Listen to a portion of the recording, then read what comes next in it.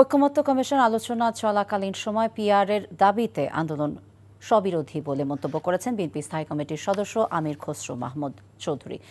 নির্বাচন নিয়ে অনীহা থেকে জামায়াতের এই কর্মসূচি বলেও মন্তব্য করেন তিনি। পরে রাজধানীর একটি হোটেলের সাংবাদিকদেরকে এসব কথা বলেন আমির খসরু। তিনি অভিযোগ করেন একটি গোষ্ঠী দেশকে অস্থিতিশীল করতে চেষ্টা করছে।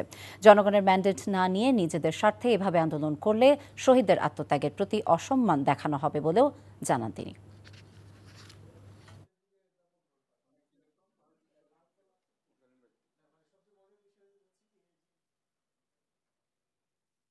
আমাদের যে আগামী দিনের ৩১ দফা, এগুলো তো সব কিছু এখানে ঐক্যমতে আসে নাই, তাই না? তার মানে কি আমরা সবাই এখন কর্মসূচিতে নামবো? সব কিছুতে তো আমাদের দাবি তো সব জায়গায় ঐক্যমত হয় না। এটা কিন্তু আমরা মেনে নিচ্ছি এই কারণে আমরা জানি তো ঐক্যমত হবে না, আর যেটা ঐক্যমত হবে না আমরা জনগণের কাছে নিয়ে যাবো ম্যান্ডেটের জন্য। বান্ডেল থাকলে প্রতি সেনমানিতে টাকা বাঁচবে। বিকাশ সেনমানি বান্ডেল কিনে জিতুন প্রতি লেনদেনে।